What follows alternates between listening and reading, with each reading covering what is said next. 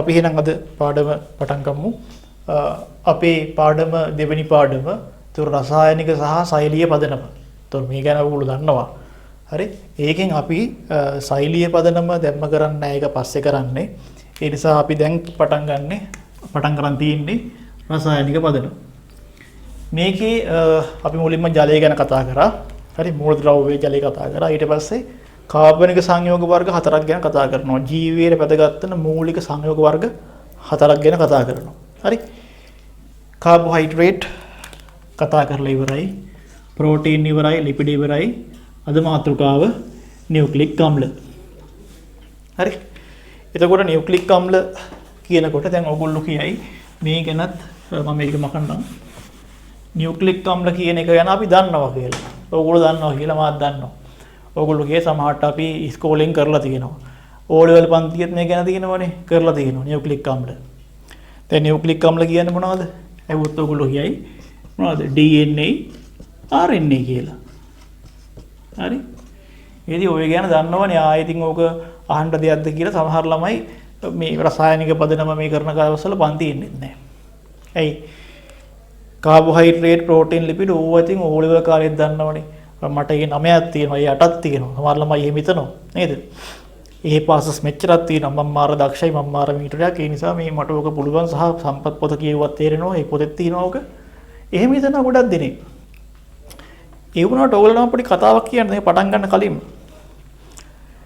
හරි. නියුක්ලික් අම්ල සම්බන්ධයෙන් මට මතක හැටියට ආසන්නවම විභාගයට අහපු අවුරුද්ද සමාදරුවෝ 2014.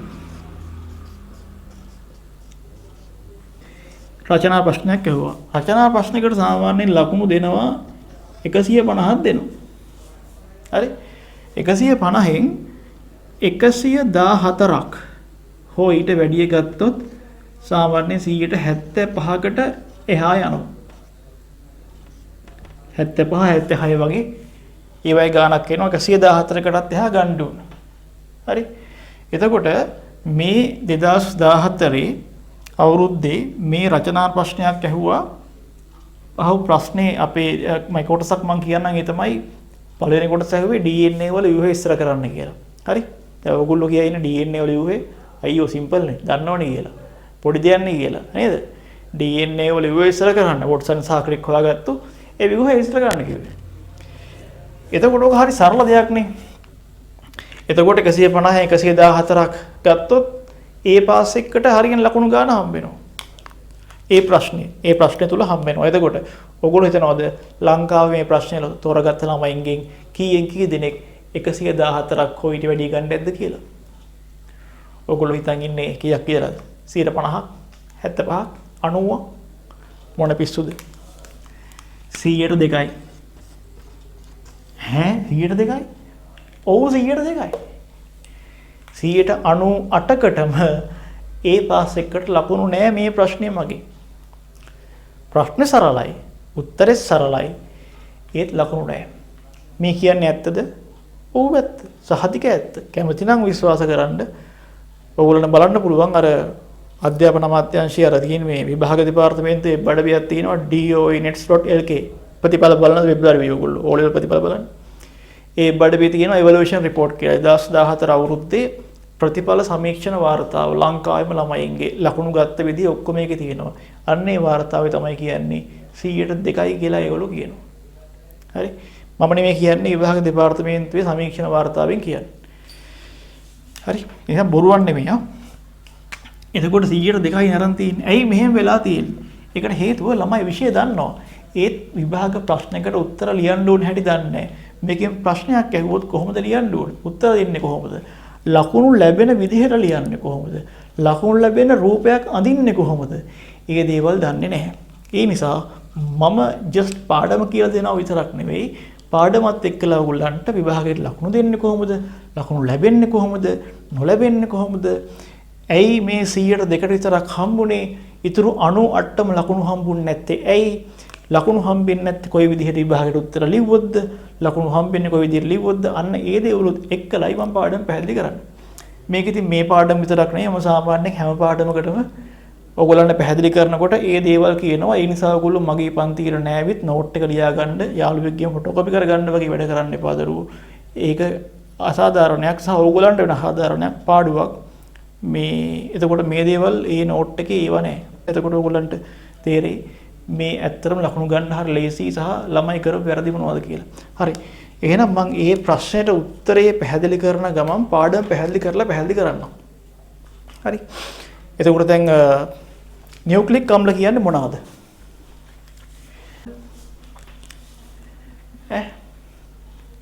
DNA RNA. දැන් මම කිව්වා ලංකාවේම 2%යි කියලා. දැන් මගේ දැන් අපි ගම්මකෝ ගම්පහ දිස්ත්‍රික්කය ගන්නකෝ. ගම්පහ දිස්ත්‍රික්කය ගත්තොත් සාමාන්‍යයෙන් ෆ්‍රෙෂ් ආයි ළමයි යනවා 1300ක් විතර විභාගයට ලියනවා හැම අවුරුද්දෙම. 1300 1400 පොඩ්ඩක් වෙනස් වෙනවා. අපි ළමයි 1000යි කියමුකෝ. ෆ්‍රෙෂ් ආයි ළමයි 1000ක් විභාගයට ගියා. හරි. 1000ක් විභාගයට ගියොත් මට කියන්න මේ ප්‍රශ්න 2014 අවුරුද්දේ ගම්පහ දිස්ත්‍රික්කේ විභාගයට ගියපු ළමයි 1000ම මේ ප්‍රශ්න තෝරගත්තා නම් ඒ ප්‍රශ්නේ 75ක් ගත්තේ ළමයි කී දෙනෙක්ද? 20 දෙනයි දරුවෝ. 102යි නම් 10ට 20යි. ළමයි 20 දෙනයි. හිතන්නකෝ මුළු ගම්පහ 1000කින්. එතකොට ඕගොල්ලන්ට පුළුවන් වේද මේ 20ට එන්න? නැත්නම් ඕගොල්ලෝ ඊතුරු 980ටද යන්නේ? අර ඒ පාස් එකට යන්න බැරි වුණ 980ටද යන්නේ? යන්න පුළුවන් වෙච්ච 20ටද යන්නේ? මේක තමයි ඇත්ත කතාව. තිත්ත ඇත්ත මේක. ගොඩක් අය හිතන් ඉන්නවා අපිට O level ප්‍රතිඵල තියෙනවා අපි ලොකු පන්තියකට යනවා සහ ඒ දේවල් හින්දා එකක් හම්බෙයි කියලා. එහෙම වෙන්නේ නැහැ. බහුතරයකට ඒ හම්බෙන්නේ නැහැ. ඒ නිසා හොඳට අහගන්න. ඕගොල්ලෝ හරියට වැඩ කළොත් ඒ පාස් එක අමාරු දෙයක් නෙවෙයි. මම කියන්නේ බය කරන්න නෙවෙයි. හරියට වැඩ කරන්න මුලින් ඉඳලා පටන් ගන්න දවසේ ඉඳන් වැඩ කරන්න හරියට. වැඩ කරනවා කියන්නේ පාඩම් කරන එකම නෙවෙයි. එතකොට නියුක්ලික් අම්ල කියන්නේ මොනවද? මම ප්‍රශ්නයක් අහනවා. what are nucleic acid? මොකක්ද ඔයගොල්ලන්ගේ උත්තරේ? DNA RNA. DNA RNA. එතකොට ආවගොල්ලෝ එහෙම කියනවා. හරි. නියුක්ලික් අම්ල හැදිලා තියෙන්නේ මොනවාගෙන්ද? නියුක්ලියෝටයිඩ වලින්. නියුක්ලියෝටයිඩ වලින්. එතකොට මගේ ඊළඟ ප්‍රශ්නේ. ATP කියන්නේ නියුක්ලියෝටයිඩයක්ද නැද්ද? ඔව් ATP කියන්නේත් නියුක්ලියෝටයිඩයක්. එහෙනම් ATP නියුක්ලික් අම්ලයක්ද? අන්න හිර වුණා. ATP කියන්නේ නියුක්ලියෝටයිඩ් එකකි. මේ පාඩමේ ඉස්සරහට තව හම්බෙනවා. හරි. ජීවීන්ගේ ශක්ති සම්බන්ධතා කියලා කොටසක් තියෙනවා දෙවෙනි පාඩමේ ඉස්සරහට. ATP කියන්නේ නියුක්ලියෝටයිඩ් එකක්. ඇඩ්නෝසින් ට්‍රයිෆොස්ෆේට්. එහෙනම් ATP නියුක්ලික් අම්ලයක්ද? අන්න හිර වුණා. නියුක්ලික් අම්ල කියන්නේ DNA සහ RNA වල විතරයිමද? මොකද්ද කතාව? නියුක්ලික් අම්ලයක් කියන්නේ දරුවෝ මේක නියුක්ලික් අම්ලයක් නයිද? ඔයගොල්ලන්ගේ කියනවා සිලබස් එකේ මෙහෙම කතාවක්. නියුක්ලික් අම්ලයක් වෙන්න මහා අණුවක් වෙන්න ඕන. ඒ කිව්වේ බහු අවයවිකයක්. අපි එහෙම කියමුකෝ. හරි. දැන් ATP කියන්නේ බහු අවයවිකයක් නෙවෙයි. මේ නියුක්ලියෝටයිඩ වලින් සෑදිලා තියෙන්න ඕනේ. ඒ වගේම මේ පොලිනියුක්ලියෝටයිඩ් දාමයක් හදන්න ඕනේ. ඒ කියන්නේ බහු අවයවිකයක් වෙන්න ඕනේ කියලා ඔයගොල්ලන්ගේ සම්පත් පොතේ තියෙනවා. එතකොට බහු අවයවිකයක් වෙන්න ඕන නම් මහා අණුවක් වෙන්න ඕන නම් පොලිනියුක්ලියෝටයිඩ් දාමයක් හදන්න ඕන නම් අන්න ඒ කන්ඩිෂන් හරියන්න නම් ඒ කන්ඩිෂන් වළංගු වෙන්නේ DNA වලටයි RNA වලටයි. දැනට හොයාගෙන අපේ නිර්දේශය තුළ තියෙන දේවල් අනුව. එතකොට ATP නියුක්ලියෝටයිඩ් එකක්. ඒ කතාව අනුව මම මේ කියන කතාව අනුව ATP කියන්නේ නියුක්ලික් අම්ලයක් කියලා ගන්න බෑ. ඔයගොල්ලෝ තාම දන්නේ නැහැ කතාව. කරමු ඉස්සරහට. ATP කියන්නේ නියුක්ලියෝටයිඩ් එකේ. දරුවෝ මේ තියෙන්නේ නියුක්ලික් අම්ල අණුවක් නම් හරිද?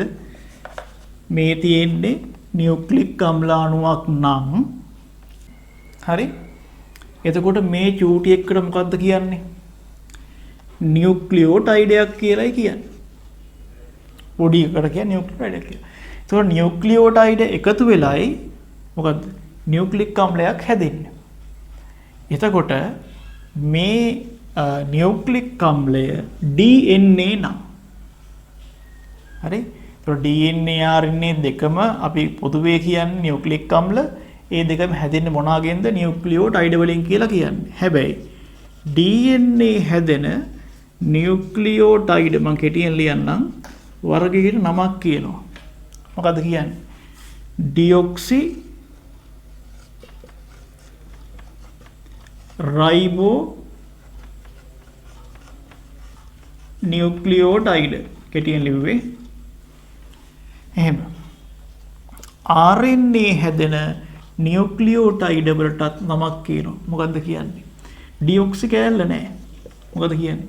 රයිබෝ නියුක්ලියෝටයිඩ්. හරි? එතකොට DNA සහ RNA කියන දෙක මොනවද කියන්නකෝ? නියුක්ලික් අම්ල. නියුක්ලික් අම්ල සෑදෙන්නේ මොනවාගෙන්ද? දැනුම් මේකේ මොකද්ද? නියුක්ලියෝටයිඩය. එතකොට DNA සෑදෙන නියුක්ලියෝටයිඩ් වලට මොකද්ද කියන නම? කියන්නේ? මොකද්ද කියන නම? ඩියොක්සිරයිබෝ නියුක්ලියෝටයිඩ්. RNA සෑදෙන නියුක්ලියෝටයිඩ් වලට කියන නම මොකද්ද? රයිබෝ නියුක්ලියෝටයිඩ්. හරි? ඔය ටික පැහැදිලි. right. එතකොට මේ DNA එකේ තේරුම මොකද්ද? ඩියොක්සිරයිබෝ නියුක්ලික් ඇසිඩ්. RNA එකේ තේරුම මොකද්ද? Ribonucleic acid. Deoxyribonucleic acid, ribonucleic acid. Ribonucleic අම්ලය, ඩියොක්සිරයිබෝ නියුක්ලික් අම්ලය.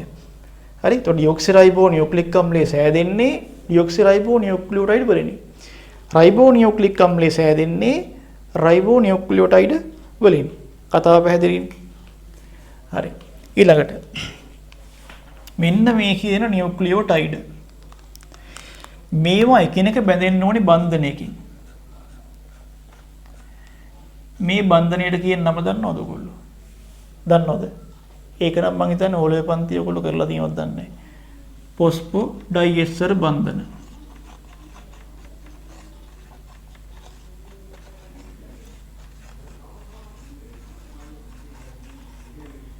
පොස්පෝ ඩයිඑස්ටර් බන්ධන. ඒ බන්ධන වලින් තමයි බැඳෙන්නේ කවුද? DNA සහ RNA කියන දෙකේම තියෙන නියුක්ලියෝටයිඩ්. එතකොට ප්‍රශ්නයක් ඊළඟ ප්‍රශ්නේ. මේක නියුක්ලියෝටයිඩයක් හැදිලා තියෙන මූල ද්‍රව්‍ය මොනවද?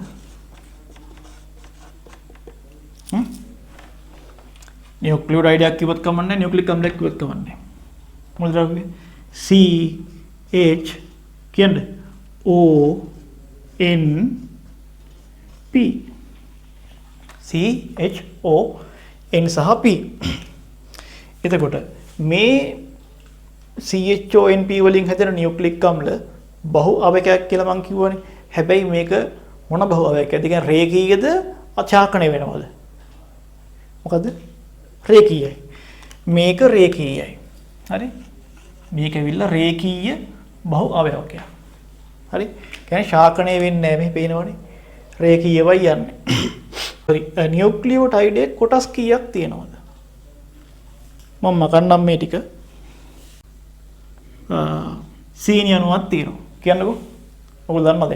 සීනි අණුවක් තියෙනවා. අය මොනවද තියෙන්නේ? ෆොස්ෆේට් කාණ්ඩයක් තියෙනවා. අය මොනවද තියෙන්නේ? නයිට්‍රජනීය භස්මයක් තියෙනවා. හැබැයි මේමයි. ඔහොම කිව්වට ලකුණු දෙයිද? ලකුණු දෙන්නේ නැහැ. ඇයි? වැරද්දක් තියෙනවා. මොකද්ද වැරද්ද? සීනි අණුවක් කිව්වට ලකුණු දෙන්නේ නැහැ. ඔබ ලියන පිළිතුර නිශ්චිත විය යුතුයි. හරි? ඒ කියන්නේ ඔයා ලියන උත්තරේ වෙන උත්තර ගම්ම්‍ය වෙන්න බෑ. දැන් සීනි අණුවක් කිව්වහම ඒක මොනොසැකරයිඩයක් වෙන්නත් පුළුවන්, ඩයිසැකරයිඩයක් වෙන්නත් පුළුවන්.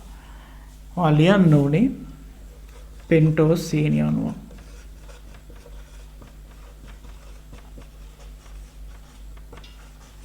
හරි? ඊළඟට ඔන්න ಜಾති 3. හරිනේ? මේක අනිවාර්යෙන් පෙන්ටෝස් ලියන්න ඕනේ. මේකට නම් ඔව් අනිවාර්යෙන් ලියන්න ඕනේ පෙන්ටෝස් කියන කතාව.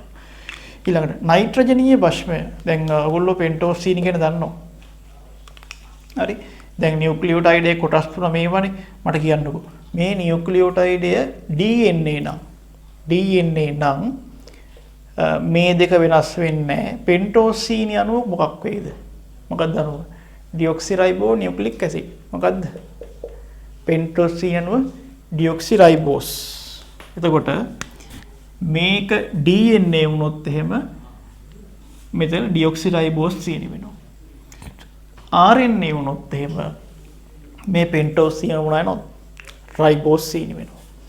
එතකොට ඕගොල්ලන්ගෙන් විභාගයේ ප්‍රශ්නයක් අහනවා මෙහෙම. DNA වල හරි DNA වල කියන්නේ ඩියොක්සිරයිබෝ නියුක්ලියෝටයිඩ් එක සංඝටක තුන නම් කරන්න කියලා. ඕගොල්ලෝ මොනවද ලියන්නේ? මට කියන්නේ මේ තුන ලියුවොත් ලකුණු හම්බෙයිද? බොහෝ විට මෙන්න මේකට දෙන්නේ නැහැ. ඇයි? නිශ්චිත නැහැ උත්තරේ. නොදෙන්න පුළුවන්. ඇයි? පෙන්ටෝස් C කිව්වහම අදහස් දෙකක් ගම් වෙනවා. මොනවද? ඩියොක්සිරයිබෝස්, රයිබෝස්. එතකොට දෙකක් තියෙනවනේ තුල. එතකොට ඔයා මේ දෙකක් ගැනයි කියන්නේ. ඒ නිසා උත්තරය නිශ්චිත වෙන්න ඕනේ. ඔබෙන් ප්‍රශ්නයක් අහුවොත් එහෙම DNA වල තනුම් මේකකේ සංඝටක තුන නම් කරන්න කියලා ලියන්න ඕනේ පෙන්ටෝස් C නෙමෙයි. මොනවද? මෙතෙන් ලියන්න ඕනේ ඩියොක්සිරයිබෝස් C.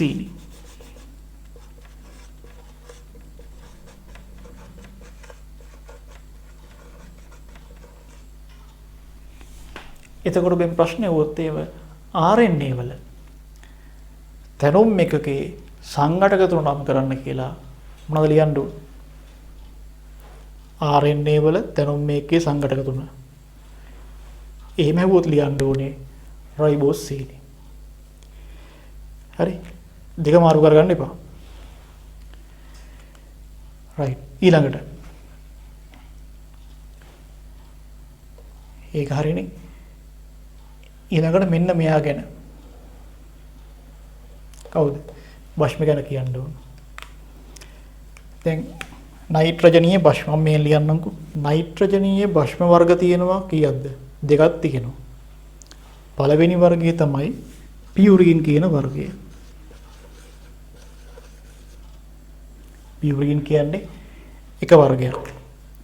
ඊළඟ වර්ගය මොකක්ද? ඊළඟ වර්ගය පිරිමිඩින් කියන වර්ගය.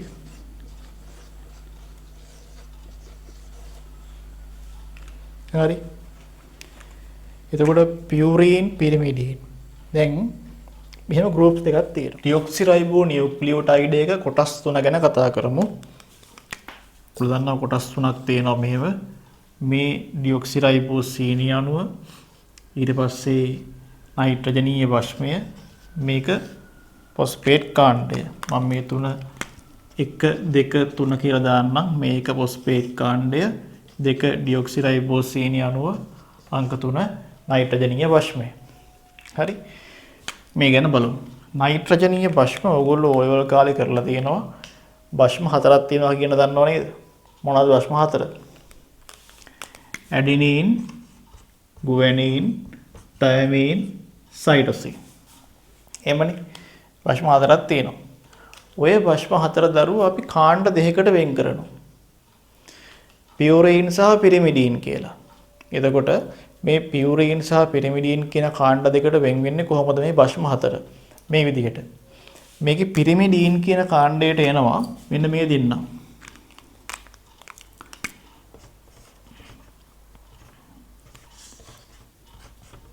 පියුරින් කාණ්ඩයට එනවා A සහ G.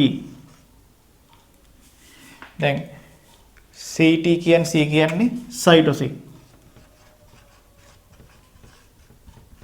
දැන් ඔයගොල්ලෝ මේ නම් දන්නවා. A කියන්නේ මොකද්ද?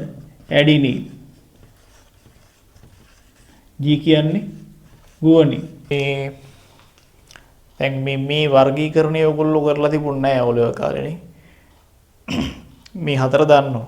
ඒතරු මේක මේ වර්ගීකරණය කරනකොට දැන් ඔය මේකේ අර මේ භෂ්ම වල තියෙනවා කාබන් වලලු. ඒ වලලු ගාන අනුවයි මේ වර්ගීකරණය යන්නේ. එතකොට පියුරින් කාණ්ඩයේ භෂ්ම වල මෙහෙම කාබන් වලලු දෙකක් තියෙනවා. පිරිමිඩින් වල තියෙන එක වලල්ලයි. හරි. ඒ අනුව තමයි මේ දෙක වර්ගීකරණයක් කරලා තියෙන්නේ. දැන් මේක පැටලෙන්න පුළුවන්. ඔගොල්ලෝ දන්නවද ලංකාවේ ඉස්සර හිටියා ජනප්‍රිය බයිලා ගායකයෙක්, බයිලා චැම්පියන්. හරි. එයාට කිව්වේ සීටි ප්‍රනාන්දු කියලා. අහලා තියෙනවද? මේ වදයක ජීවිතේ මේ පැණි පෙරේලා තියේ. අර බෝල මැටි එක ගේනවා වගේ ලස්සන සින්දු ගොඩක් කියලා තියෙනවා. සීටි ප්‍රනාන්දු. ඒ වගේ මේ කාලේ හිටියා එයා වගේ එයා ජනප්‍රිය ගායකයෙක් සහ ජනප්‍රිය ගායිකාවක් හිටියා. ඇන්ජලින් ගුණතිලක. හරි? එයා ගායිකාවක්. මෙන්න බලන්නකෝ. සීටි ප්‍රනාන්දු පිරිමි ඇන්ජලින් ගුණතිලක පියුරි. මතක තියාගන්න කිව්වේ. දැන් මේක නැත්තම් විභාගයට ගියහම පැටලෙනවා. ඇඩිනීන් පියුරින්ද පිරිමිඩින්ද බන්නේ. ඕක පැටලෙනවා. හරි ගැටලුවක් එනවා ඕක පැටලුණාම. ඒ නිසා මෙහෙම මතක තියාගන්න CT පිරිමිඩින් AG පියුරින් කියලා. එහෙම නැත්තම් අර ක්‍රමයේ ලේසියිනේ. CT ප්‍රනාන්දු පිරිමියෙක් එහෙම එක්කෙනෙක් දැන් පියුරින්. මේ වල්ලු දෙකේ කතාවත් ඕන නමක් තියාගන්න මොකද දන්නවද? දැන් ගැහැණු අත් දෙකටම වල්ලු දානවනේ. හරි. පිරිමි දාන්නේ බ්‍රෙස්ලට් එක වලල්ලකට. එක අතකට වල්ල දාන්නේ. වලල්ලක් නැහැ බ්‍රෙස්ලට් එකකින් දාන්නේ එක අතකට. ඒ ගැහැණු අත් දෙකටම වල්ලු දානවා. ඒ නිසා වල්ලු වගේ දෙකක් තියෙනවා. කොහොම හරි මතක තියාගන්න.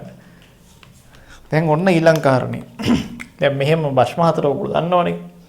දැන් ළමයේ විභාගයට මේ ප්‍රශ්නයක් මෙන්න මෙහෙම ලියනවා.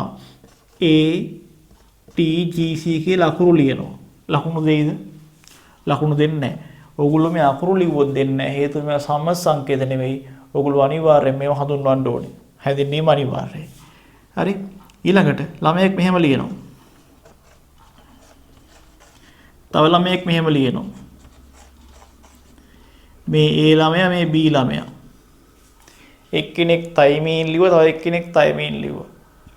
දැන් මට කියන්න මේකෙන් A ළමයාට ලකුණු දෙයිද? ලකුණු දෙයිද? ඔව් දෙයි. ඉතින් ඇයි මමත් ලියලා තියෙන තයිමීන් කියලා නේ නේද හරි ඇති. B ට ලකුණු දෙන්නේ නැති වෙයි. ඇයි ඉස්පිල්ලක් නැති හින්දා? ඈ මොකෝ ඉස්පිලි බලන්න මේක මේ සිංහල පන්තියක්ද? සිංහල පන්තියක් නෙමෙයි ඉස්පිලි බලන්න හරි. එතකොට ඇත්තට ඉස්පිල්ලක් නැති වුණාම ලකුණු දෙන්නේ නැද්ද? නෑ දෙනවා. ඉස්පිල්ල ගණන් ගන්නෑ. ඔය ඉස්පිලි බාබිලි මේ වගේ පොඩි මිස්ටේක් වලට එච්චර ප්‍රශ්නයක් නෑ. නමුත් මේ අවස්ථාවේ දෙන්නේ නෑ. ඇයි කියලා කියන්න පුළුවන්. ඇත්තටම මෙහෙමයි. මෙතන ඉස්පිල්ල නෙමෙයි ප්‍රශ්නේ. මෙතන තියෙන්නේ අර්ථය වෙනස් වීමක්. ඔබ ජීවිද්‍යාවේ මොන හරි උත්තරයක් ලියනවා නම් දරුවෝ ලියනකොට ඔයාගේ උත්තරයේ අර්ථය වෙනස් වෙනවා නම් ඔයාලට ලකුණු හම්බෙන්නේ නැහැ. මේ බලන්නකෝ. තයිමීන් මෙතන තයි කියපා තයමීන්. තයමීන් කියන්නේ ඇත්තටම විටමිනයක්. හරිද? තයමීන් කියන්නේ භස්මයක්. එතකොට B ළමයා ලියලා තියෙන්නේ භස්මයක් ගැන නෙවෙයි මොනවා ගැනද? විටමිනයක් ගැන ලියලා තියෙන්නේ.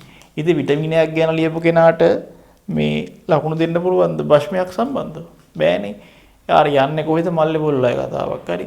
එතන ස්පිල්ලේ නේ ප්‍රශ්න තියෙන ස්පිල්ලක් වෙනස් වීමෙන් අර්ථය වෙනස් වෙනවා. ඒ නිසා මතක තියාගන්න ලියනකොට අර්ථය හරියට ලියන්න. අර්ථය වෙනස් වෙනේම ලියන්න එපා ලකුණු දෙන්නේ නැහැ. තයිමීන් සහ තයිමීන් පොඩි වෙනසයි තියෙන. සමහරට ඇහෙන්නෙත් ඕක තයිමීන් වගේ තයිමීන් කිව්වට. ලියනවා ඉතින් ඔය ලියා ගන්නවා තයිමීන් කියලා. සමහර ළමයි පොත්වල ලියාගෙනම තියෙනවා තයිමීන් කියලා. ඒ නිසා හරි පරිස්සම් වෙන්න. අර්ථය වෙනස් වුණොත් ලකුණු හම්බෙන්නේ නැහැ. මේ කොටස් තුනක් කියලා කලින් කිව්වනේ. හරි? මේ කොටස් තුන අපිට පෙන්වන්න පුළුවන් අර්ථ නිරූපණය කරන්න ගන්න සරලව පෙන්වන්න පුළුවන්. නිරූපණයක් පෙන්වන්න පුළුවන් රූපමය වශයෙන්. මේ බලන්න. හරි? මේ මැද ඉන්නේ කවුද? පෙන්ටෝස් සීනි අණුව. මම කෙටියෙන් ලියන්නේ. මේක ඇවිල්ලා ෆොස්ෆේට් කාණ්ඩය PO4 මේක ඇවිල්ලා කවුද? නයිට්‍රජනීය භස්මය. ඔයගොල්ලෝ ඉස්සරහට ඕගනික් වල ඉගෙන ගන්නවා. මෙන්න මේ පෙන්ටෝස් සීනි අණුවේ මේ මුළු වල කාබන් ඉන්නවා කියලා. එතකොට ඒ කාබන් නම් කරන්න පුළුවන්. දැනට අපි නිකන් හිතාගමු. මෙතන අංක 1, මෙතන අංක 2, මෙතන අංක 3, මෙතන අංක 4, මෙතන අංක 5 කියලා. ඒ කියන්නේ අංක දැම්මේ කාබන් ඉන්න තැන් ඈ. උතන කාබන් 5ක් ඉන්නවා මෙතන ඔක්සිජන් එකක් ඉන්නේ. මේ තමයි නියුක්ලියෝටයිඩ් එක සංකේතාත්මක නිරූපණය. එතකොට මේක ඩිऑක්සිරයිබෝස් වුණොත් DNA පැත්තට යනවා. රයිබෝස් අණුවක් වුණොත් RNA පැත්තට යනවා. එතකොට මෙන්න මේ ෆොස්ෆේට් කාණ්ඩය. මෙන්න මෙයා. දැන් මට කියන්න මෙහෙම ප්‍රශ්නයක් ඔයගොල්ලන්ගෙන් මම අහනවා. DNA ආම්ලිකද භාෂ්මිකද? නෑ ඒක පැත්තක දාන්නකෝ. DNA වල ආරෝපණය ඍණ ආරෝපණයක්ද ධන ආරෝපණයක්ද තියෙන්නේ? DNA ඍණ ආරෝපිතයිද ධන ආරෝපිතයිද? මොකද උත්තරේ? කියන්නකෝ. උත්තරේ DNA ඍණ ආරෝපිතයි. ඇයි මේ ෆොස්ෆේට් කාණ්ඩවල ඍණ ලකුණක් තියෙනවනේ. ඒ නිසා DNA ඍණ ආරෝපිතයි. ෆොස්ෆේට් කාණ්ඩ නිසා තමයි ආරෝපණයට හම්බෙන්නේ. හරි. DNA වල ආරෝපණය ඍණ ආරෝපිතයි කියවනේ. DNA ආම්ලිකද භාෂ්මිකද? DNA ආම්ලිකයි. ඇයි ආම්ලික වෙන්න හේතුව? ෆොස්ෆේට් කාණ්ඩය. මේ කාණ්ඩයෙන් හින්දා මේ ආම්ලික වෙනවා. ඒ වගේම තමයි ඍණ ආරෝපිත වෙනවා. ඊළඟ ප්‍රශ්නේ. කෙනෙක් ඕක අහන්න පුළුවන් ෆොස්ෆේට් කාණ්ඩය නිසා DNA වල ලැබෙන ගුණ දෙකක් සඳහන් කරන්න. මොනවා ගුණ දෙක? ආම්ලික වීමයි ඍණ ආරෝපිත වීමයි. ඊළඟ ප්‍රශ්නේ. රයිබෝස් සහ ඩියොක්සිරයිබෝස් දෙක අතර වෙනස කොහොමද? රයිබෝස් ඩියොක්සිරයිබෝස්. ඩියොක්සි කැලලක් වැඩි වීම. මොකද්ද මේ ඩියොක්සි කැලල? ඕකේ තේරුම තමයි දරුවෝ ඩියොක්සිරයිබෝස් වල රයිබෝස් වලට වඩා ඔක්සිජන් එකක් අඩුයි. ඒකයි ඩියොක්සි කියලා කියන්නේ. ඒ නිසා දෙක අතර වෙනස රයිබෝස්ට වඩා ඩියොක්සිරයිබෝස් වල ඔක්සිජන් පරමාණුවක් අඩුයි. හරි. ඒකත් ඕක නෝට් කරගන්න. රයිට්. ඊට පස්සේ මේ නයිට්‍රජනීය භස්ම වර්ග 4ක් තියෙනවනේ. එතකොට මේ වර්ග 4 මෙතෙන්ට එන්න පුළුවන්. ඒක ඇඩිනින්, ගුවැනින්, තයමින්, සයිටෝසින් මේ 4 ඕන එකක් මෙතෙන්ට එන්න. 4 එකපාර තියෙන්නේ. එක නියුක්ලියෝටයිඩ් එක තියෙන්නේ, එක භස්මයයි. ඒ විදිහට එන්න පුළුවන්. එතකොට මට කියන්න මෙතන නයිට්‍රජනීය භස්මය වෙනස් වෙනකොට නියුක්ලියෝටයිඩ් වෙනස් වෙනවනේ. ඒ අනුව නියුක්ලියෝටයිඩ් වර්ග කීයක් තියෙන්න පුළුවන්ද? වර්ග 4ක් තියෙන්න පුළුවන්. ඇඩිනින් දාලා එකයි, තයමින් දාලා එකයි, ගුවනින් දාලා එකයි, සයිටෝසින් දාලා එකයි. හරි? 4 දෙනා දාලා නියුක්ලියෝටයිඩ් වර්ග 4ක් තියෙන්න පුළුවන්. ඊළඟ කොටසදී බලමු කොහොමද මේ DNA අණුවක් හැදෙන්නේ සහ අපි අඳින්නේ කොහොමද කියන එක. හරි? එහෙනම් හමු වෙමු අපේ පාඩමේ දෙවෙනි කොටසේදී. හරි? ඒතර DNA අණුවක් හැදලා තියෙන්නේ ඩියොක්සිරයිබෝ නියුක්ලියෝටයිඩ් වලනේ. ඩියොක්සිරයිබෝ නියුක්ලියෝටයිඩ් එක කොටස් 3කි නයිට්‍රජනීය භස්මයක් ඩියොක්සිරයිබෝසීනි කාණ්ඩයක් සහ ෆොස්ෆේට් කාණ්ඩයක්.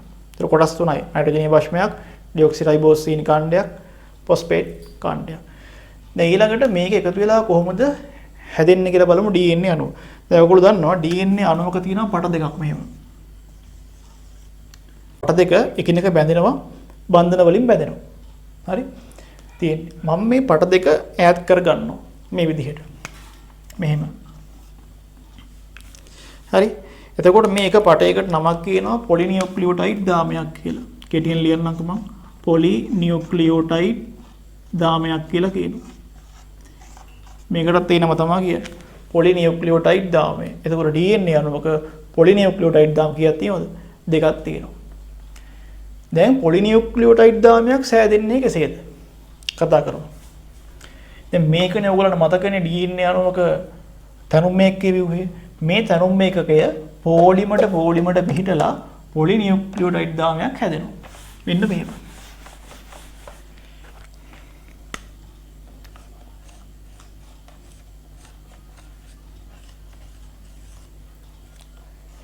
මේ බලන්න. මේ ඩියොක්සිරයිබෝ නියුක්ලියෝටයිඩ් එක. හැදෙන්නේ. පොලිනියුක්ලියෝටයිඩ් දාමයක් නිර්මාණය වෙනවා. මේකෙදී 1 2 3 4 මෙතන 5. හරි? 1 2 3 4 මෙතන 5. මේ පොලිනියුක්ලියෝටයිඩ් දාමය. මේකේ මෙන්න මෙතන තියෙන භස්මනේ. දැන් ඔයාලා මෙතන අපි හිතමු ඇඩිනින් නම් තියෙන්න පුළුවන් මෙතන ගුවැනින්, තයමින්, ගුවැනින්, සයිටෝසින්. කොහොම කියමුකෝ. කොහොම තියෙනවා. ඊට පස්සේ දැන් දාමයක් හැදෙන්න නම් මෙයා බැඳෙන්න එපා එකට. මම මුලින්ම කිව්ව ඔයගොල්ලන්ට මේක බැඳෙන්නේ මොන බන්ධන වලින්ද? ෆොස්ෆෝඩයිඑස්ටර් බන්ධන වලින්. ෆොස්ෆෝඩයිඑස්ටර් බන්ධනේ හැදෙන්නේ මේකේ තුන්වෙනි කාබන් පරමාණු සහ ෆොස්ෆේට් කාණ්ඩය අතර. මෙහෙම. තුන්වෙනි කාබන් පරමාණුමයි ෆොස්ෆේට් කාණ්ඩය. 3යි ෆොස්ෆේට්. ඔහොම තමයි හැදෙන්නේ. හරි? දැන් මෙන්න මේ දාමේ හරි. මේ දාමේ තමයි මේ තියෙන්නේ. දැන් අපි අදිමු අනිත් දාමය. මේ දාමය කොහොමද තියෙන්නේ කියලා. ඒ දාමයේ තියෙන්නේ මේ දාමය කන පිට හරවලා. ඒ කියන්නේ මෙහෙම නෙවෙයි මේක උඩ යටකුරු වෙලා. ඒ කියන්නේ ප්‍රතිවිරුද්ධව තියෙන්නේ.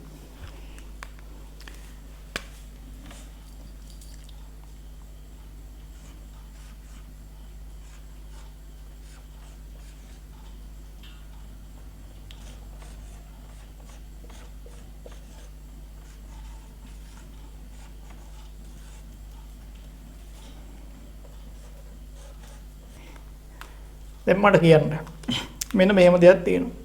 මේ දාමෙත් අපිට පුළුවන් නම් කරන්න අර විදිහට අංක දාන්න ඕනේ. හරි? මෙතෙන්ට අංක 1 2 3 4 5. දැන් මේ පැත්තට යන්නේ හැම වෙලේම භස්මයේ තියෙන අංක 1 3 4 5 1 2 3 4 5 1 2 3 4 5 1 2 3 4 5. ඔය විදිහට. දැන් මේ එක හරි. දැන් මේකෙත් අපි අඳින්න ඕන මොනවද? ෆොස්ෆොඩයිස්ටර් බන්ධන. එතකොට ඒව හැදෙන්නේ එක ඩියොක්සිරයිබෝ නියුක්ලියෝටයිඩ් එක ෆොස්ෆේට් කාණ්ඩය සහ යාබද ඊළඟ ඩියොක්සිරයිබෝ නියුක්ලික් මේ යාබද ඊළඟ ඩියොක්සිරයිබෝ මේ ඩියොක්සිරයිබෝ නියුක්ලියෝටයිඩේ තුන්වෙනි කාබන් පරමාණු අතර. පස්සේ මේ ෆොස්ෆේට් කාණ්ඩයේ තුන්වෙනි කාබන් පරමාණුවයි ෆොස්ෆේට් කාණ්ඩයේ තුන්වෙනි කාබන් පරමාණුවයි ෆොස්ෆේට් කාණ්ඩයේ තුන්වෙනි කාබන් පරමාණුවයි. ඔහොම තමයි හැදෙන්නේ. මේක ඊළඟ එකේ තුන්වෙනි කාබන් පරමාණුවත් එක්කලා. මේක මෙතන ඊළඟ එකේ තුන්වෙනි කාබන් පරමාණුවත් එක්කලා. මේක ඊළඟ එකේ ෆොස්ෆේට් කාණ්ඩයත් එක්කලා. මේක උඩ එකේ මොකද්ද කියන්නේ? ෆොස්ෆේට් කාණ්ඩයක් එක්කලා. කෙලවර ද්‍රවීයතාවය මේ කෙලවර තියෙන්නේ 5. හරි?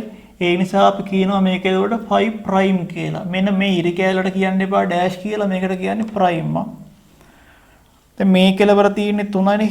මේකට අපි කියනවා 3 ප්‍රයිම් කියලා. එතකොට මේ පොලිනියුක්ලියෝටයිඩ් දාමයට අපි කියනවා 5 ප්‍රයිම් 3 ප්‍රයිම් දාමය. එතකොට එහා පැත්තේ කොහොමද කියන්න වෙන්නේ? මේ කෙලවර තියෙන්නේ 3. මේ තියෙන්නේ 3නේ. 3 ප්‍රයිම් මෙතන තියෙන්නේ 5. 5 ප්‍රයිම් දාමය. එතකොට මේක ඇවිල්ලා 5 ප්‍රයිම් 3 ප්‍රයිම් දාමය. මේක ඇවිල්ලා 3 ප්‍රයිම් 5 ප්‍රයිම් දාමය. එතකොට පේනවා මේක 53 මේක 35. දෙපැත්තටනේ යන්නේ. උඩ යට කරුණානේ. මෙන්න මේකට අපි කියනවා ප්‍රතිසමාන්තරයි කියලා. ඒ කියේ ප්‍රතිවිරුද්ධයි හැබැයි මේ දෙක අතර දුර හැම විටම නියතයි. හරි? ඒ කියන්නේ නියත පළලක් තියෙනවා. මේ දෙක අතර තියෙන පළල හැම වෙලෙම නියතයි. ඒ කියන්නේ ඈත් වෙන්නේ කියන්නේ සමාන්තර රේඛා දෙයක් වගේ. සමාන්තරයි, ප්‍රතිසමාන්තරයි, ප්‍රතිවිරුද්ධයි, සමාන්තරයි.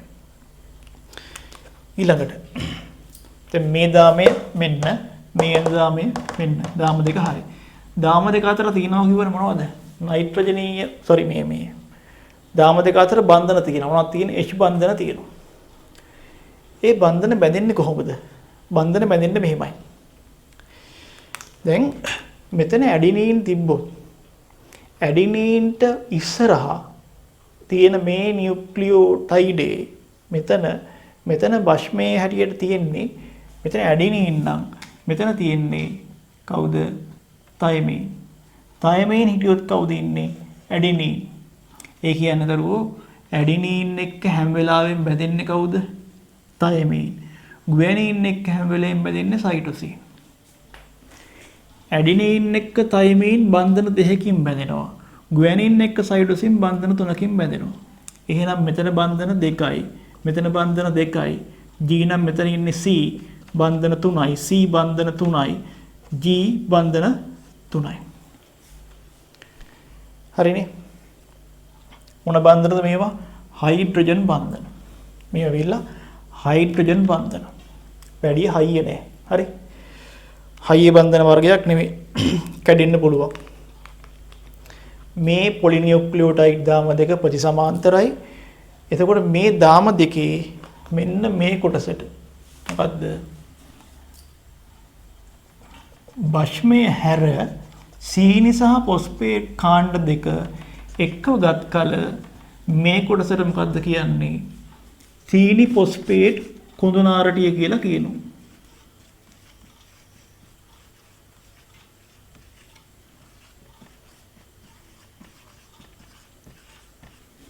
එතකොට මේ කොටස මේකත් මොකද්ද? මේකත් සීනි කෙටියෙන් ලියන්නම් පොස්පේට් කොඳුනාරටියම තමයි. එතකොට DNA අණුවකට මට කියන්න සීනි පොස්පේට් කොඳුනාරටි කීයක් තියෙනවද? 2යි තියෙන්නේ. නැවතත් මම එනවා 2014 A level රචනා ප්‍රශ්නෙට. මොකද්ද? DNA අණුවක ව්‍යුහය විස්තර කරන්න ප්‍රශ්නේ. දැන් ඔයගොල්ලෝ DNA අණු ව්‍යුහය දන්නවා. දැන් මෙන්න මේ දැන් ඔය ප්‍රශ්නේ ඔයගොල්ලෝ ලියනවා නම් උත්තර ලියද්දි රූපයක් අඳිනවද නැද්ද? මට ඉස්සෙල්ලා කියන්නකෝ. DNA අණුවේ ව්‍යුහය. දැන් මේ ස්ට්‍රක්චර් එක ඉස්සර කරන්න එපායි. රූපයක් අඳිනවද නැද්ද? රූපයක් අඳිනවද නැද්ද? අඳිනවා. නෑ. ඔය අඳිනවද? නැද්ද? අඳින්නේ නැහැ. අඳිනවා. හරි. එතකොට දැන් අඳිනවා කියන අය හිතාගෙන ඉන්න අය කියන්න අඳින්නේ මේකද? බොහෝ වෙලාවට ඔයගොල්ලන්ගේ මේ පන්තිවල සහ ඉස්කෝලවලත් උගන්ලා තියෙන්නේ මෙන්න මේක. මේක අඳිනවා. සමහර අයට මෙන්න මේකත් උගන්ලා තියෙනවා. මේක අඳිනවා. ලකුණු දෙනවද? කීයක් හම්බෙන්නේ? මේක ඔයගොල්ලෝ ඇන්දොත් එක ලකුණක්වත් හම්බෙන්නේ නැහැ. බිඳුවයි. මේක ඇන්දත් එකක්වත් හම්බෙන්නේ නැහැ. ඒත් බිඳුවයි. ලබ්බයි. ඇයි ඒ? එකක් තමයි මේක නම් කරලා නැහැ. රූපයක් අඳිනකොට හරි ඔයගොල්ලෝ අනිවාර්යෙන් නම් කරන්න ඕන. ගොඩක් වෙලාවෙදී බයොලොජි වලදී මාක් ස්කීම් වල තියෙන්නේ full label diagram full Marx දෙන්න. ඊට පස්සේ ලේබල් කරලා අඩු නම් ඒ මාක්ස් අඩු කරනවා. සමහර අවස්ථාවලදී අන්ලේබල් ඩයග්‍රෑම් එකට ලකුණු දෙකක් තුනක් දීපු අවස්ථාවක් තියෙනවා. මේකේ නම් මතක හැටියට අන්ලේබල් ඩයග්‍රෑම් එකට no marks කියලායි තියෙන්නේ. 2014 මාකින් එකක් කරන් බලන්න. මාක් ස්කීම් බලනකොටත් ඔයගොල්ලෝ අර ඔය බලන්න එපා මේ ඔය සමහර පොත් තියෙනවා මම නම් කියන්නේ ඒ වච්චර හරි නෑ. ඔය ඔයගොල්ලෝ බලනවා නම් මාක් ස්කීම් හොඳයි සදීපා කියන පොත. ඒක බලන්න සදීපා එකේ හොඳට මාක් ස්කීම් එක ඔරිජිනල් එකම තියෙනවා. අනේ සමහර ඔය පරණ ඔයගොල්ලන්ගේ අම්මලා තාත්තලා කාලේ ඉඳලා තියෙන පාස් පේපර්ස් පොත් තියෙනවා. ඒ වගේ තියෙන්නේ මාක් ස්කීම් එක ඒගොල්ලෝ හදපු එකක් තියෙනවා. ඔරිජිනල් එක නෙමෙයි. හරි. ඒ කියන්නේ සදීපා කියන නම ඔයගොල්ලෝ අම්මලා දන්නේ නැනේ. ඒ පොතේ නම ගොඩක් අය දන්නේ නැහැ. නමුත් ඕගොල්ලන්ගේ අම්මලා තාත්තලා දන නම් තියෙනවා. පාස් පේපර්ස් පොත්වල නම්. මොකක්ද එකක් තියෙනවා මයන්නෙන් පටන් ගන්න එකක්. මාස් කියලා එකක් තියෙනවා. මම මොකද්ද කියලා කියන්නේ නැහැ. තව එකක් තියෙනවා ඇයන්නෙන් පටන් ගන්න එකකුත් තියෙනවා. මෙහෙම. වචන දෙකක් තියෙනවා. හරි. අන්න ඒ වගේ ඒවා එහෙම ඒ වගේ පොත් ගන්න එපා. හරි. ඒ වගේව ගන්න එපා. මේ ඒ වගේ මේ මාක් ස්කීම් මේගොල්ලෝ හදනවා. ඔරිජිනල් එක නෙමෙයි තියෙන්නේ. ඒ නිසා ඔරිජිනල් මාක් ස්කීම් තියෙන පොත මම කිව්වේ ඒක ගන්න බලන්න. ඒකේ තියෙනවා නියම ක්‍රමයට. හරි. එතකොට මේක ලකුණු දෙන්නේ නැත්තේ ඇයි? එකක් නම් කළා නැහැ. හරි. මම මේක නම් කරනවා. මේ හැම එකක්ම නම් කරනවා. ලකුණු හම්බෙන්නේ. ඒත් හම්බෙන්නේ නැහැ බිඳුවයි. ඇයි? මේකේ DNA අණුවේ නියම හැඩය නැහැ. හැබැයි මේක හරි හොඳයි DNA අණුවේ මූලික ව්‍යුහය තේරුම් ගන්න. දැන් මමත් උගන්වනකොට ළමයින්ට මේක උගන්වනවා. හේතුව මේකෙන් තමයි ළමයා DNA අණුවේ මූලික ව්‍යුහය ඉගෙන ගන්න. හරිද? හැම කොටසක්ම මේක හොඳට පේන්න තියෙනවා. පැහැදිලි වෙන් වෙලා තියෙනවා. සම්බන්ධය හොඳට පේනවා. හැබැයි මේක විභාගයට ඇන්දොත් ලකුණු දෙන්නේ නැහැ. ඒ දන්නවද? DNA අණුවක ව්‍යුහය හැඩය මොකක්ද හෙව්වොත් උත්තරේ ද්විත්ව හේලික්සයක්. ටෙලිෆෝන් එකේ කේබල් එක වගේ. මේක මේ බව මේකෙන් පේන්නේ නැහැ නේ. ද්විත්ව හේලික්සිය ව්‍යුහය නැමැති කිසිම රූපයකට ලකුණු දෙන්නේ නැහැ. හරි? ප්‍රතිසමාන්තර වෙන්න ඕනේ. ඒක නම් මේකේ හරි ඊත්ව හෙලික්සේ නැහැ. ලකුණු දෙන්නේ නැහැ. එතකොට මේකට ලකුණු දෙන්නෙත් නැහැ. ඒ සමහර ළමයි මේක ඇඳලා නම් කරනවා. හරි. නම් කරනවා. මේ කොටස් ඔක්කොම නම් කරනවා. මේව නම් කරනවා. හරි හැම කොටසක්ම නම් කරනවා. මේකෙත් නම් කරනවා. මේකේ සියල්ල නම් කරත් ලකුණු බිඳුවයි. ඇයි? ඊත්ව හෙලික්සී බව නැද්ද? අපෝ තියෙනවා. ලකුණු දෙන්නේ නැත්තේ ඇයි? නැත්තේ මේකේ ප්‍රතිසමාන්තර බව නැහැ. ප්‍රතිසමාන්තර බව මේකේ නැහැ. දැන් ඔයගොල්ලෝ බලන්නකෝ මේ හරියේ මේ බඩ ලොකුයි මේ. බඩ ඇවිල්ලා ඉස්සරහට. මේ හරියේ අය බඩ පුංචි වෙනවා එන්න. එතකොට මේ මෙහෙම ඇඳපුවා ළමයි අර මෙහෙම අඳිනවා නිකන් කලගෙඩි වගේ මෙහෙම ඕම රවුම් කරගෙන අදින්න එපා.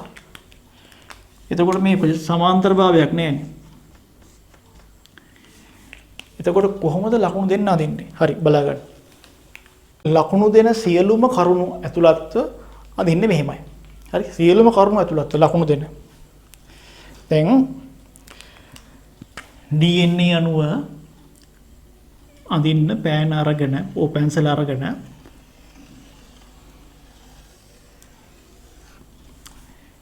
මෙන්න එක පටයක් මේ සීනි පොස්පේට් කොඳුනාරටිය අනිත් එක මම වෙන කලයකින් අදින්න ඒ කලයකින් අදින්නම්කෝ තමයි පාට වර්ග මදි වෙනවා මෙහෙම අනිත් එක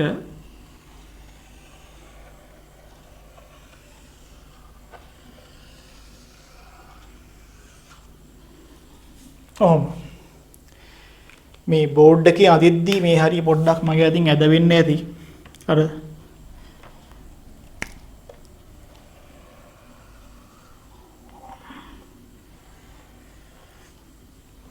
නමුත් ඕගොල්ලන්ට අදින්න පුළුවන් මේක හරියට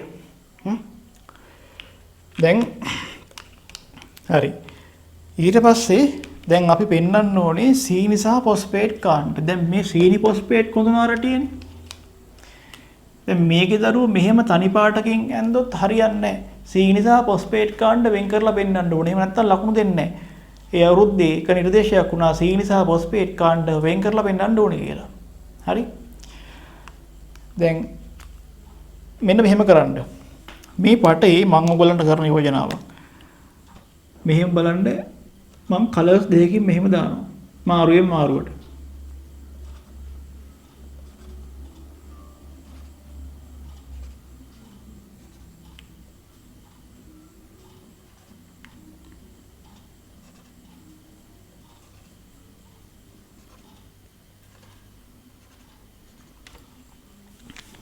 හරි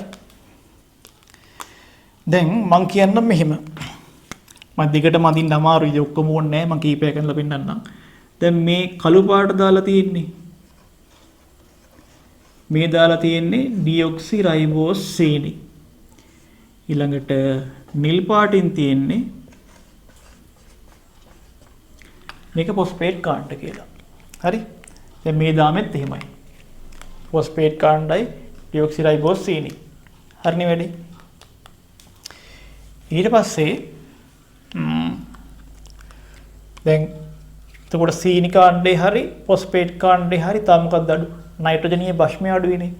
නයිට්‍රජනීය භස්මය හටගන්නේ මට කියන්න සීනි කාණ්ඩයෙන්ද නැත්නම් ෆොස්ෆේට් කාණ්ඩයෙන්. මොකෙන්ද? නයිට්‍රජනීය භස්මය හටගන්නේ සීනි කාණ්ඩයෙන්. ඒ නිසා මම පැහැදිලි වෙන්න එහෙම අදින්නම්. මෙතන තියෙනවා මම කියන්නම් ඇඩිනි. මෙතන තියෙනවා ගුවැනි. සයිටොසින්, ඇඩිනි, තයිමින්, ගුවැනි, සයිටොසින් කියලා. එතකොට එතන C නම් මෙතන G, මෙතන G නම් මෙතන C, මෙතන T නම් මෙතන A, මෙතන A නම් මෙතන T, මෙතන C නම් මෙතන G. මෙතන G නම් මෙතන C මෙතන A නම් මෙතන තියෙන්නේ T දැන් හරිනේ ඔන්න ඒ ටික හරි මේ තමයි අපේ නයිට්‍රජනීය භස්ම ටික ඊට පස්සේ H බන්ධන වෙන්නන්න ඕනේ මේ දෙක අතර H බන්ධන 2යි 3යි 3යි 2යි 2යි 3යි 3යි දැන් හරි දැන් මේ ඔක්කොම නම් කරන්න ඕන. මොකද නම් කරන්නේ?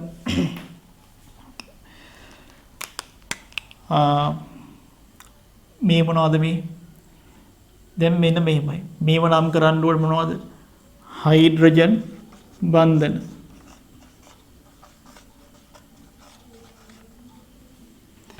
එතකොට මේ මොකද්ද මේ? මේක ඇවිල්ලා සීනි ෆොස්ෆේට් කොඳුනාරටි. හරි.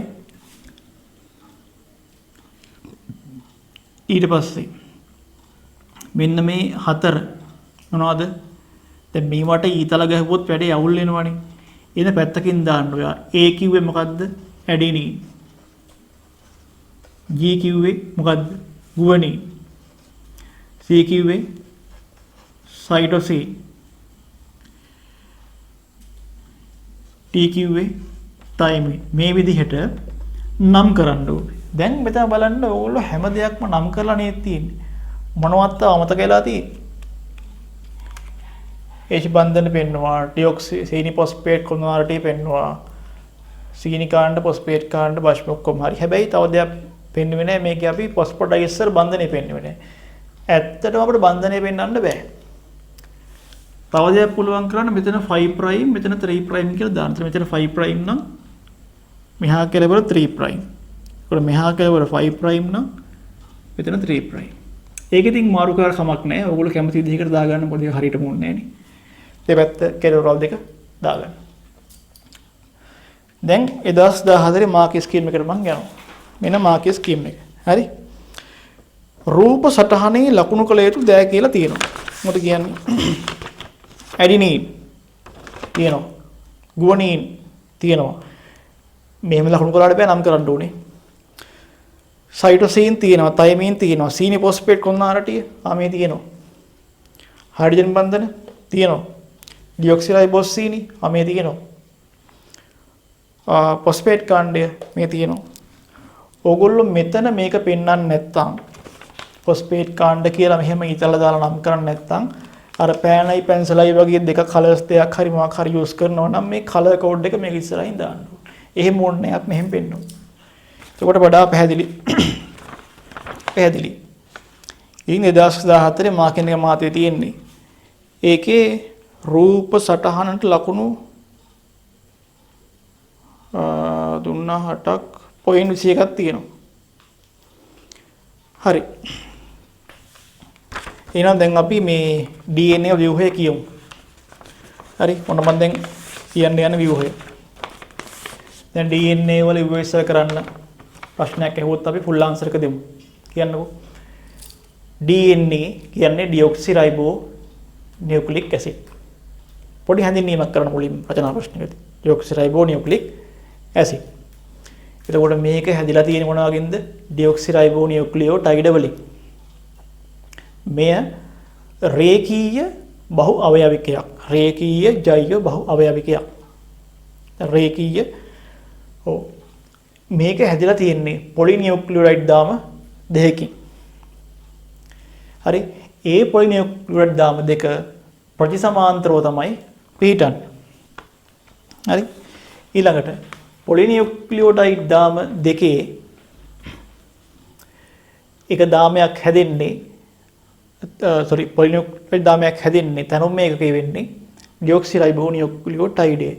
ඒක තියෙන සංඝටක තුනක්. මොනක් තුන? ඩිऑක්සිරයිබෝස් සීනි අණුව, ෆොස්ෆේට් කාණ්ඩය, නයිට්‍රජනීය භස්මය.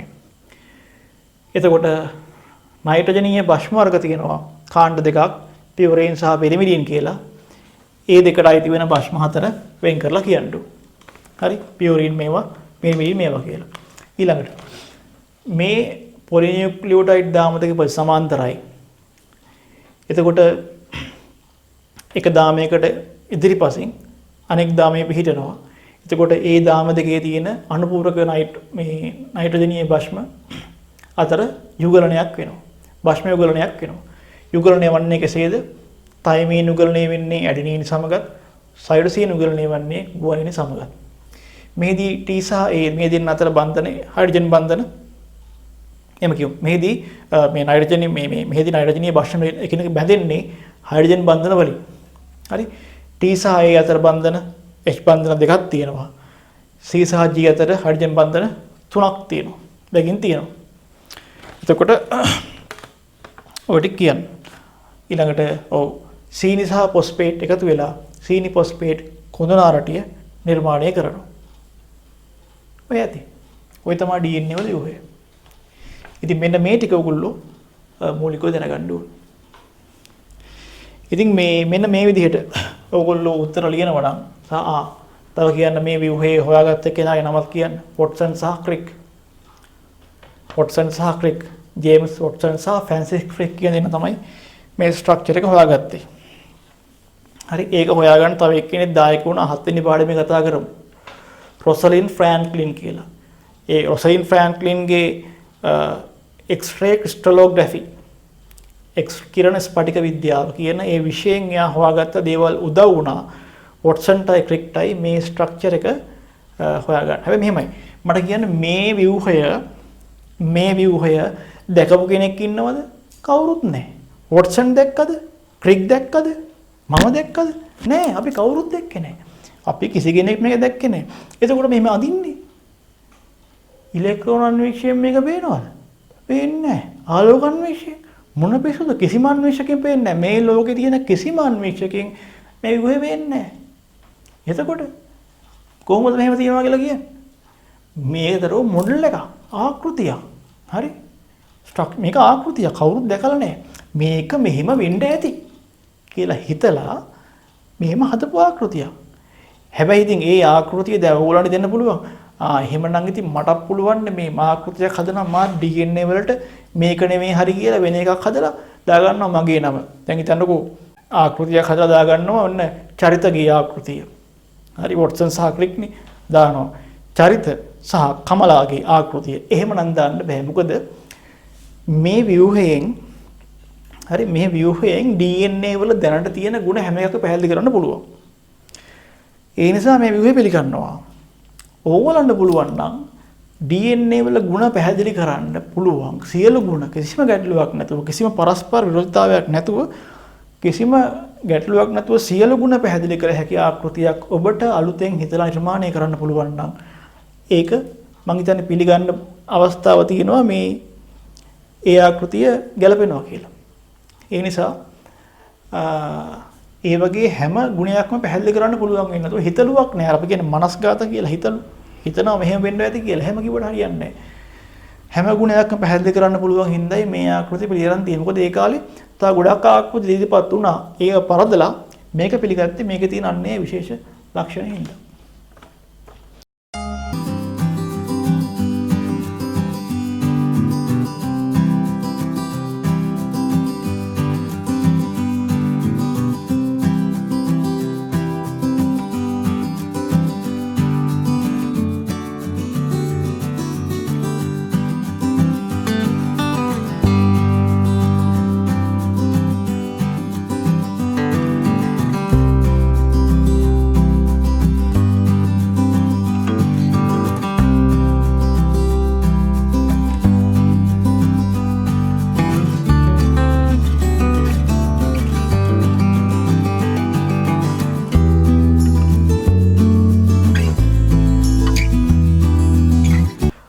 හරි එහෙනම් මේ DNA සම්බන්ධ ව්‍යුහය කොටස ඉවරයි. භාෂ්මය උගලන නීතිය මම ඔයගලන්ට කිව්වනේ දැන්.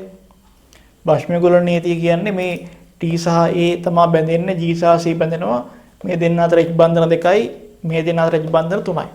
ඕක තමයි භාෂ්මය උගලන නීතිය.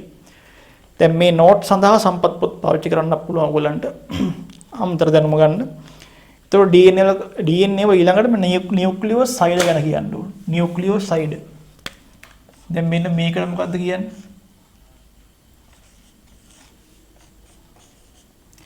මේක ඇවිල්ලා මොකද්ද? නියුක්ලියෝටයිඩ්. හරි. මේකේ ෆොස්ෆේට් කාණ්ඩය ගැලෙව්වොත් දැන් මේකට මොකද්ද කියන්නේ? නියුක්ලියෝසයිඩ් කියලායි කියන්නේ. හරි. එතකොට නියුක්ලියෝසයිඩ් කියන්නේ මොකද්ද? ෆොස්ෆේට් කාණ්ඩයේ රහිත නියුක්ලියෝටයිඩ්. ෆොස්ෆේට් කාණ්ඩයේ රහිත නියුක්ලියෝසයිඩ්. ඒකෝර මෙතනත් භස්මය අණුව නියුක්ලියෝසයිඩත් නැවත වර්ග 4ක් තියෙනවා DNA වල 4ක් තියෙනවා RNA වල. පැහැදිලිද? ඒ කියන්නේ මෙතනට ඩිऑක්සිරයිබෝ නියුක්ලික් අම්ලය කියන්නේ මේ ඩිऑක්සිරයිබෝසීන් ඇවිල්ලා ඩිऑක්සිරයිබෝසීන් ඇවිල්ලා භස්ම 4ට නියුක්ලියෝසයිඩ් වර්ගයක් තියෙනවද? 4ක් තියෙනවා. RNA වල රයිබෝසීන් ඇවිල්ලා භස්ම වර්ග 4ට නියුක්ලියෝසයිඩ් තව 4ක් තියෙනවා. ඒතර ඔක්කොම කීයක් තියෙනවද? 8ක් තියෙන්න එපා. එහෙම තියෙනවා. DNA වල කාර්යය මොනවද? ප්‍රවේණික තොරතුරු ගබඩා කරනවා. සහ පරම්පරාවෙන් පරම්පරාවට අරන් යනවා. ඒ කියන්නේ වාගේ කොණ්ඩේ පාට, ඇස්වල පාට, අර ඇහි පාට අපි කියන්නේ නිල් නෙතු. එහෙම කියනවනේ. ඒ නෙතේ පාට අරන් යන්නේ කොණ්ඩේ පාට, හමේ පාට ආදී සියලුම ලක්ෂණ එක පරම්පරාවක ඉඳලා තව පරම්පරාවකට අරන් යනවා සහ යම් ජීවියෙක් තුල ගබඩා කරලා තියා ගන්නවා. දෙවෙනි කාරණේ තමයි ප්‍රෝටීන සංශ්ලේෂණයට කෝඩ් එක. පස්සේ කතා කරමු මොකද්ද කෝඩ් එක කියන්නේ කියලා. කේතය කෝඩ් එක සපයන්නේ කවුද? DNA.